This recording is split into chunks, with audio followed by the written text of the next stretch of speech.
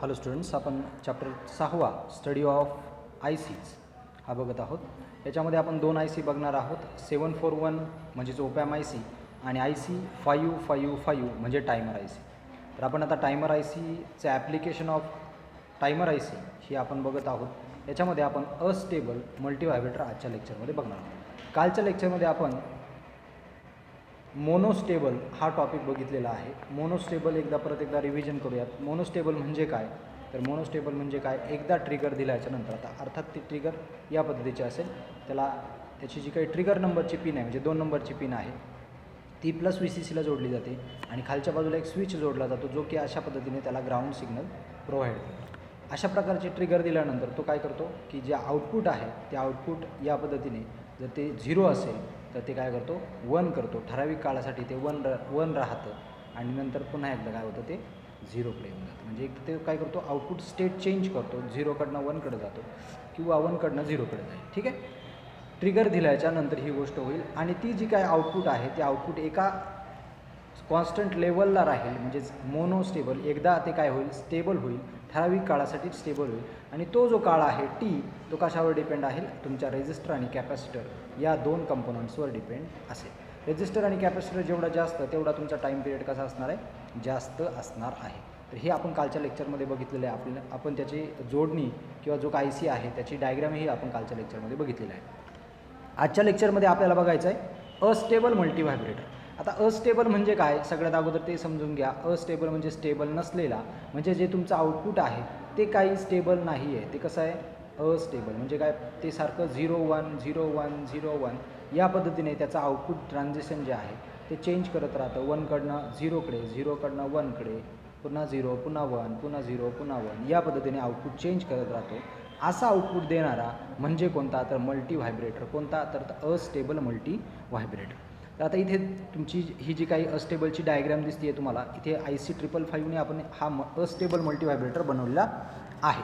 आता नीट समजून घ्या. या डायग्राममध्ये आपण जे काही पिन्स यूज केलेल्या आहेत त्याचे 8 नंबरची पिन म्हणजे तुमची कोणती आहे, प्लस VCC, ती तुम्ही प्लस VCCला जोडलेली आहे या ठिकाणी. ठीक आहे, त्याच्यानंतर पुढे 4 नंबरची पिन आहे. तर 4 नंबरची पिन तुम्ही रिसेट म्हणून यूज करता. तर त्या ठिकाणी रिसेट बार म्हणजेच काय, ती इनॲक्टिव्ह पिन आहे. म्हणजेच आपण त्याला म्हणतो ॲक्टिव्ह लो. तर ॲक्टिव्ह लो नावाची पिन आहे, ती पण आपल्याला यूज करायची नाही. याच्यामध्ये जो काय फ्लिपफ्लॉप वापरला जातो शेवटच्या बाजूला, तो फ्लिपफ्लॉप आपल्याला रिसेट करण्यासाठी आपण 4 नंबरची पिन वापरतो. मात्र ती फॅसिलिटी आपल्याला या ठिकाणी वापरायची नाही आहे, म्हणून तो कंटिन्युअसली आपण प्लसला जोडलेला, म्हणजे तो रिसेट फॅसिलिटी आपण वापरत नाही, हे समजून घ्या. त्यानंतर आपण 7 नंबरची पिन म्हणजे आपली डिस्चार्ज ट्रान्झिस्टरची पिन आहे, जो की इथे कॅपॅसिटर आपण जोडलेला आहे. हा कॅपॅसिटर डिस्चार्ज करण्याचं काम हा 7 नंबरची पिन करते. कॅपॅसिटर चार्जिंग होत राहील, तो डिस्चार्ज होत राहील, राईट. तर त्याला डिस्चार्ज करण्यासाठी आपण 7 नंबरची पिन जी यूज करतो ती 7 नंबरची पिन या ठिकाणी आपण यूज केलेली आहे. Discharge transistor through the resistor RB. इथे बघा रेजिस्टर RA आणि RB असे 2 रेजिस्टर वापरलेले आहेत. तर डिस्चार्ज होताना तो कसा होईल, RB रेजिस्टर थ्रू होईल आणि चार्जिंग होताना RA प्लस RB, म्हणजे चार्जिंग टाईम हा जास्त असणार आहे, डिस्चार्जिंग टाईम हा कमी असणार आहे. ही गोष्ट लक्षात घ्या. कसं ते नंतर सांगेल मी तुम्हाला. त्याच्यानंतर 2 नंबरची पिन म्हणजे ही तुमची ट्रिगरची पिन आहे. आपण पिन डायग्राम बघितलेली आहे. त्याच्यामध्ये 2 नंबरची पिन म्हणजे तुमची ट्रिगर पिन आहे. ट्रिगर पिन म्हणजे तुम्ही जी ICला ट्रिगर देता, या पद्धतीची ट्रिगर ज्यावेळेस देता त्यावेळेस तुमचं आउटपुट चेंज होतं वगैरे वगैरे. आपण हे लास्ट लेक्चरमध्ये बघितलेले. आता मात्र ती पिन 2 नंबरची पिन आणि 6 नंबरची पिन म्हणजे थ्रीशोल्ड पिन, म्हणजेच आतमध्ये जे 2 कम्पॅरेटर्स आपण यूज केलेले आहेत. ठीक आहे, तर ते 2 कम्पॅरेटर्स मी डायग्राम काढणार आहे नंतर. तर त्या 2 कम्पॅरेटरच्या ह्या 2 पिन्स आहेत, ते 2 इनपुट्स आहेत, 2 नंबरची पिन आणि 6 नंबरची पिन, ही तुम्ही कॅपॅसिटरच्या अक्रॉस जोडलेली आहे. ठीक आहे, त्यानंतर इथे आपण 1 नंबरची पिन बघतोय. 1 नंबरची पिन म्हणजे तुमची ग्राउंड आहे, ग्राउंड म्हणून ती आपण ग्राउंडला कनेक्ट केलेली आहे. त्याच्यानंतर 5 नंबरची पिन म्हणजे कंट्रोल व्होल्टेज. तर ही इथे कॅपॅसिटर जोडतो आपण. हा काय करतो, तर तुमचं जे काही आउटपुट आहे त्याला कंट्रोल करण्याचं काम किंवा ते जे काही रेफरन्स व्होल्टेज आहे, रेफरन्स व्होल्टेजला कंट्रोल ठेवण्याचं काम तर हे 5 नंबरची पिन करते. अजून काय काम करते, तर जो काही एक्सटर्नल नॉईज असतो त्याला काढून टाकण्याचं काम हा कॅपॅसिटर करत असतो. म्हणून त्या ठिकाणी आपण 5 नंबरच्या पिनला कॅपॅसिटर जोडलेला आहे थ्रू द ग्राउंड. ठीक आहे, आणि शेवटची 3 नंबरची पिन म्हणजे तुमची काय आहे, आउटपुट आहे ही 3 नंबरची पिन तुम्ही एका LED ला जोडलेली आहे. आता हा LED अस्टेबल मल्टीव्हायब्रेटर ही डायग्रॅम आहे, म्हणून इथे जर LED जर जोडला तर तो काय होईल, सारखा ब्लिंक होईल. बघा या ठिकाणी ज्यावेळेस हाय व्होल्टेज येईल, इथे ॲनोड जोडलेल्या वरच्या बाजूला आउटपुटला आणि कॅथॉड तुमचा ग्राउंड केलेला आहे ऑलरेडी, म्हणजेच ॲनोडला पॉझिटिव्ह ज्यावेळेस भेटेल प्लस किंवा 1 भेटेल त्यावेळेस काय होईल, तुमचा LED ऑन होईल. म्हणजे आता इथे ते आउटपुट आहे ते सारखं काय होणार आहे 1 0 1 0, त्याच्यामुळे हा जो काही LED तो काय होईल, ब्लिंक होणार आहे, सारखा बंद चालू या पद्धतीने तो होणार आहे. तर असा तुमचा अस्टेबल मल्टीव्हायब्रेटरचं ही डायग्रॅमचं कन्स्ट्रक्शन आहे. आता त्याच्या वर्किंगकडे जाण्याच्या अगोदर आपण जी आपली इंटरनल डायग्रॅम ऑफ IC 555 ती थोडक्यामध्ये मी इथे काढून घेतो, जेणेकरून तुम्हाला एकदम सोपं जाईल. इथे वरती एक कंपॅरेटर यूज केलेला आहे. या ठिकाणी थ्रीशोल्ड म्हणजे 6 नंबरची पिन ही थ्रीशोल्ड नावाची पिन आहे. 6 नंबरची पिन हे एक इनपुट देतो आहे आपण तिथे, ठीक आहे. आणि इथे जो रेफरन्स व्होल्टेज घेतलेला आहे मी थोडासा पुढे लिहितो तो, ठीक आहे. इथे भेटतो आहे आपल्याला 1/3 VCC रेफरन्स व्होल्टेज आणि इथे भेटतं आहे 2/3 VCC व्होल्टेज, ठीक आहे. आपण इथे देतो आहे VCC व्होल्टेज. त्या VCC पैकी 2/3 VCC तुम्हाला या अप्पर कम्पॅरेटरला तुम्ही जोडलेला आहे आणि लोअर कम्पॅरेटरला तुम्ही काय जोडलेलं आहे, त्या VCCचं 1/3 VCC म्हणजे तिसरा भाग त्या VCCचा तुम्ही या लोअर कम्पॅरेटरला जोडलेला आहे. इथे हा आहे नॉन इन्व्हर्टिंग कम्पॅरेटर आणि खाली जो आहे तो काय आहे, इन्व्हर्टिंग कम्पॅरेटर. इथे आहे ट्रिगर, ही जी 2 नंबरची पिन आहे ती म्हणजे कोणती आहे, तर तुमची ट्रिगरची पिन आहे. ट्रिगर 2 नंबरची पिन, ठीक आहे. आणि हे 2 कम्पॅरेटर्स तुम्ही काय कशाला जोडलेत, तर तुमच्या फ्लिपफ्लॉपला जोडलेले. इथे एक SR फ्लिपफ्लॉप जोडलेला आहे. याचं Q जे आउटपुट आहे ते म्हणजे तुमचा डिस्चार्ज ट्रान्झिस्टरचा आउटपुट आहे. इथे तुम्ही एक्सटर्नल कॅपॅसिटर जोडलेला आहे. बघा डायग्राममध्ये हा जो कॅपॅसिटर दिसतोय तुम्हाला, तो कॅपॅसिटर तुम्ही जोडताय त्या 7 नंबरच्या पिनला, म्हणजे बाहेरून जोडताय हा वाला कॅपॅसिटर, ठीक आहे.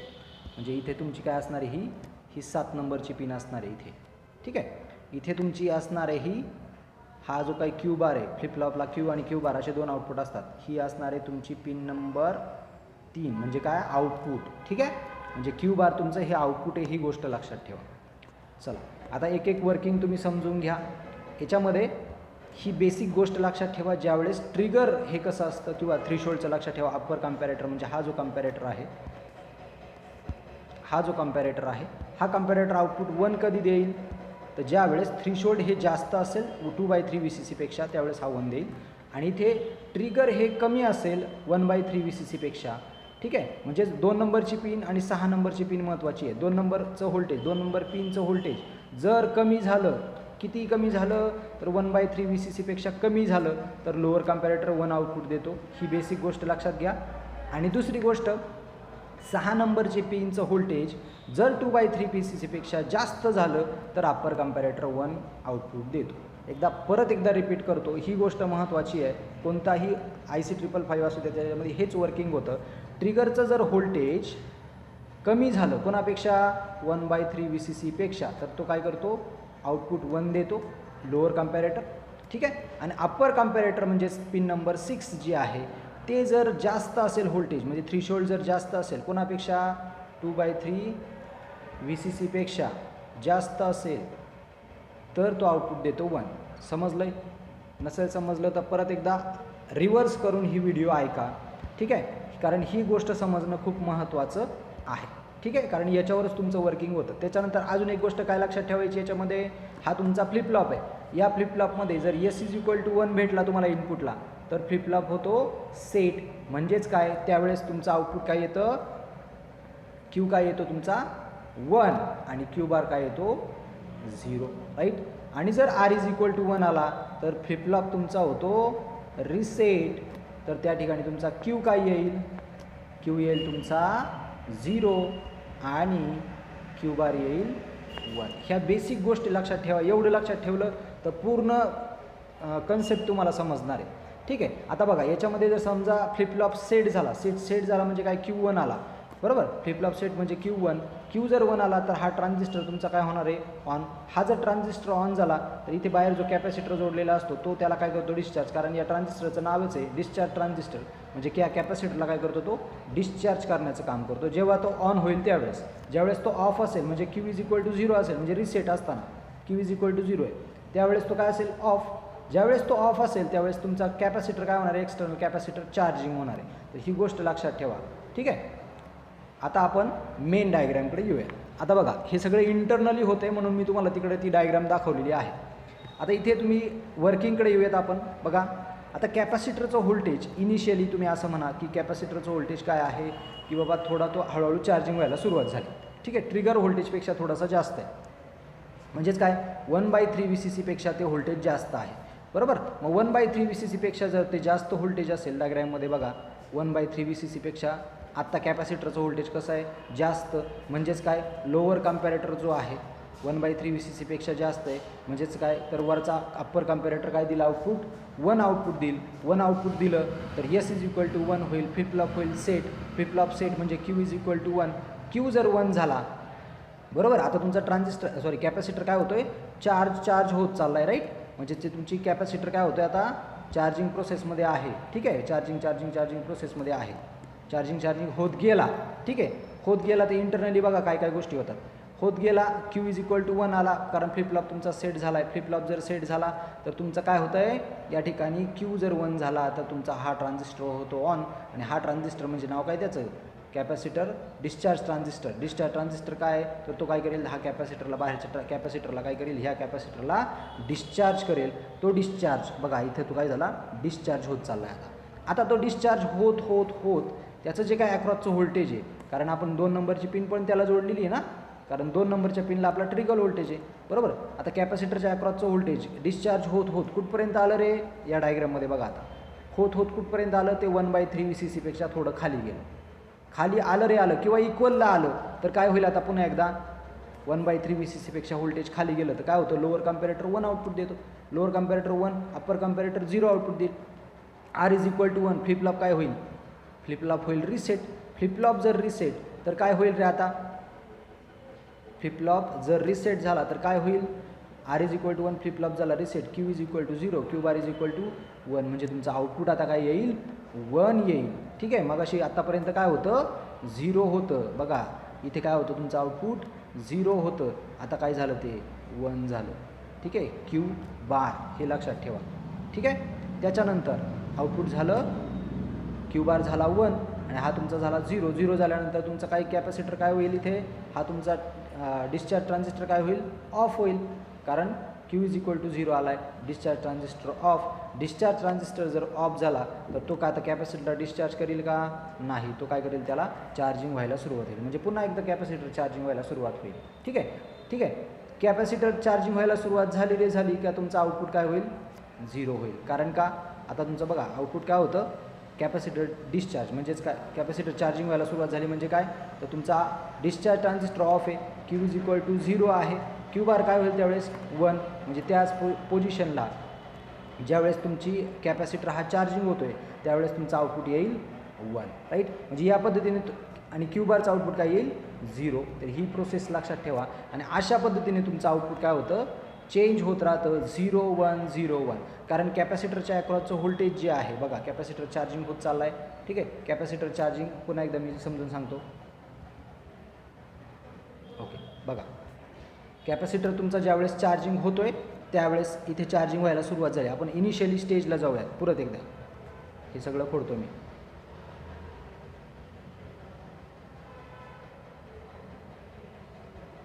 ओके. आता बघा कॅपॅसिटरचं व्होल्टेज तुमचं काय आहे आत्ता या कंडिशनला की बाबा ते 1/3 VCC पेक्षा जास्त आहे. 1/3 VCC पेक्षा जास्त 2/3 VCC पेक्षा कमी तर काय होईल कॅपॅसिटर तुमचा चार्जिंग व्हायला सुरुवात होईल राईट, कारण इथे कोणती कंडिशन ऑकर होत नाही, कॅपॅसिटर चार्जिंग व्हायला सुरुवात होईल. कॅपॅसिटर ज्यावेळेस चार्जिंग होईल मी इथून पुढे समजून सांगतो तुम्हाला या पॉईंट पुढे. कॅपॅसिटर ज्यावेळेस तुमचा फुल चार्ज झाला कुठपर्यंत झाला तो जर 2/3 VCC पर्यंत गेला, म्हणजे काय झालं रे 2/3 VCC पर्यंत गेला म्हणजे 2/3 VCC पेक्षा जास्त व्होल्टेज झालं किंवा इक्वल झालं तर तुमचा अप्पर कम्पॅरेटर आउटपुट देतो 1. अप्पर कम्पॅरेटरने आउटपुट ज्यावेळेस 1 देईल त्यावेळेस फ्लिप फ्लॉप काय होईल सेट फ्लिपफ्लॉप जर सेट झाला तर तुमचा Q is equal to output येतं 1, Q bar is equal to output येतं 0. म्हणजेच काय, इथे ते आउटपुट 0 झालं आहे केव्हा 2/3 VCCच्या पुढे गेल्याच्या नंतर. आता आपण इथं बघा, इथे काय झालं, आउटपुट 0 झालं. आता ते 0 कुठपर्यंत राहणार आहे, जोपर्यंत तो डिस्चार्ज होत नाही तोपर्यंत, म्हणजेच 1/3 VCC पर्यंत येत नाही तोपर्यंत. आता ज्यावेळेस ते 1/3 VCC पर्यंत आलं, ठीक आहे, 1/3 VCC पर्यंत आलं, त्यावेळेस काय होतं बघा, 1/3 VCC पर्यंत आलं त्यावेळेस आता बघा डिस्चार्ज कसं झाला, तर इथे क्यू इज इक्वल टू 1 आला आणि हा ट्रान्झिस्टर झाला ऑन. ट्रान्झिस्टर ऑन, तर कॅपॅसिटर तुमचं काय होईल, आता डिस्चार्ज व्हायला सुरुवात होईल. डिस्चार्ज होत मगाच्या डायग्राममध्ये बघा, डिस्चार्ज होत तो कुठपर्यंत आला, 1/3 VCC पर्यंत आला. जर तो 1/3 VCCला टच झाला तर काय होतं आहे, लोअर कॅम्पॅरेटर का बघा, लोअर कॅम्पॅरेटर म्हणजे काय, ट्रिगरचं व्होल्टेज जर 1/3 VCCपेक्षा कमी झालं, ट्रिगर कुठं जोडलं आहे आपण, या डायग्राममध्ये बघा, 2 नंबरची पिन कॅपॅसिटरच्या अक्रॉस जोडली, कॅपॅसिटरचं व्होल्टेज 1/3 VCC किंवा 1/3 VCCपेक्षा कमी झालं तर काय होईल, तुमचा लोअर कॅम्पॅरेटर आउटपुट देईल 1. आता अप्पर कॅम्पॅरेटर आउटपुट देईल का 1, नाही, तिथं देईल 0 आणि लोअर कॅम्पॅरेटर आउटपुट देईल 1. त्याने जर 1 दिलं तर R is equal to 1, R is equal to 1 जर असेल तर आता काय येईल सांगा, मी सगळं करून टाकतो. ओके, आता बघा R इज इक्वल टू जर 1 तर फ्लिपफ्लॉप होतो तुमचा reset, Q is equal to 0, Q bar is equal to 1, Q is equal to 0, Q bar is equal to 1. Q bar आता 1 आला आहे, ठीक आहे. आता सगळ्यात अगोदर इकडे क्यू बारला 1 करून घेऊ द्यात. क्यू बार तुमचा काय झाला, 1 झाला. या ठिकाणी क्यू बार 1 झाला. कुठपर्यंत 1 होतोय ते आपण नंतर बघूया, ठीक आहे. आता बघा, क्यू बार तुमचा 1 झाला, क्यू तुमचा झाला 0. जर क्यू 0 झाला तर हा काय करतो, कॅपॅसिटरचा जो काही ट्रान्झिस्टर आहे डिस्चार्ज करणारा तो होतो ऑफ, ट्रान्झिस्टर ऑफ. तर कॅपॅसिटर आता काय व्हायला सुरुवात होईल, चार्ज व्हायला सुरुवात होईल, ठीक आहे. म्हणजे कॅपॅसिटर आता काय होईल, हळूहळू चार्जिंग प्रोसेसमध्ये जाईल. आता हा चार्ज होत पुन्हा एकदा 2/3 VCCला गेला. 2/3 VCCला गेला का पुन्हा एकदा काय होईल, अप्पर कॅम्पॅरेटर आउटपुट 1 देईल. अप्पर कॅम्पॅरेटर आउटपुट 1 दिलं, फ्लिपफ्लॉप होतो फ्लिपफ्लॉप सेट 1 दिला, पुन्हा हा ऑन होतो, ट्रान्झिस्टर ऑन झाला का कॅपॅसिटर डिस्चार्ज होतो, ठीक आहे. कॅपॅसिटर डिस्चार्ज, आणि त्यावेळेस याने जर आउटपुट 1 दिलं तर यावेळेस त्याचं आउटपुट काय येतं, खालचं क्यू बारचं आउटपुट काय येतं, 0. म्हणून या ठिकाणी काय होईल, या ठिकाणी हा 1 चार्जिंगच्या पॉईंटला, चार्जिंग ज्यावेळेस कॅपॅसिटर होतो त्यावेळेस आउटपुट देतो 1, डिस्चार्जच्या वेळेस 0, पुन्हा 1, पुन्हा 0. अशा पद्धतीने कॅपॅसिटरच्या अक्रॉस तुम्हाला ज्यावेळेस कॅपॅसिटर हा चार्ज होत असतो त्यावेळेस आउटपुट 1 देईल आणि कॅपॅसिटर डिस्चार्ज होत असतो त्यावेळेस आउटपुट तो 0 देईल. अशा पद्धतीने 2/3 VCC आणि 1/3 VCC कॅपॅसिटरच्या अक्रॉसचं व्होल्टेज कम्पेअर केलं जातं आणि तुम्हाला अस्टेबल आउटपुट कंटिन्युअसली मिळत जातं. कारण का, तुम्ही या ठिकाणी जी काही 2 नंबरची पिन जोडलेली आहे ती कुठं जोडलेली आहे, कॅपॅसिटरच्या अक्रॉस जोडलेली आहे. म्हणजे थ्रीशोल्डचं व्होल्टेज आणि 2 नंबरचं पिनचं व्होल्टेज तुम्ही कंटिन्युअसली मेजर करत राहता, कॅपॅसिटरला चार्ज डिस्चार्ज करत राहता आणि तुमचा जो काय आउटपुट आहे ते अस्टेबल आउटपुट येतं. आता या ठिकाणी एक क्वेश्चन असा आहे की कॅपॅसिटरचा जो चार्जिंग टाईम आहे तो जास्त का आणि डिस्चार्जिंग टाईम तो कमी का. बघा या ठिकाणी हा टाईम पिरियड जास्त दिसेल तुम्हाला आणि हा टाईम पिरियड थोडा छोटा दिसेल. याचं कारण का, कारण कॅपॅसिटर चार्ज होताना RA प्लस RB हे 2 रेजिस्टरचा उपयोग केला जातो चार्ज होताना, ठीक आहे. बघा कॅपॅसिटर चार्ज होताना डायग्राममध्ये बघा, हा एक रेजिस्टर आहे, हा एक रेजिस्टर येतो आहे चार्जिंगसाठी. मात्र डिस्चार्जिंगसाठी बघा कोणता आहे, 7 नंबरची पिन आहे का नाही डिस्चार्जिंग करणारी, ती फक्त कोणामध्ये आहे तर RBमध्ये आहे. म्हणजे डिस्चार्जिंग रेजिस्टर तिथे येतो आहे सर्किटमध्ये तो फक्त RB येतो आहे, राईट. म्हणजेच रेजिस्टन्स वाढला तर टाईम वाढतो. म्हणून या ठिकाणी चार्जिंग टाईम जो आहे तो RA plus RB into C आहे. म्हणजे T is equal to R into C आपण म्हणतो. तर त्या ठिकाणी R जो आहे तो मोठा आहे कारण RA RB येतात म्हणून चार्जिंग टाईम हा जास्त असतो आणि डिस्चार्जिंग टाईम छोटा असतो. हे त्याचं मागचं लॉजिक आहे. समजलं सगळ्यांना. तर अशा पद्धतीने अस्टेबल मल्टीव्हायब्रेटर हा वर्क करत असतो, ठीक आहे. तर नेक्स्ट लेक्चरला ॲप्लिकेशन ऑफ IC 555 इथे संपत आहेत. नेक्स्ट लेक्चरला आपण ओपॅमचा IC 741 बघणार. ठीक, समजायला अवघड.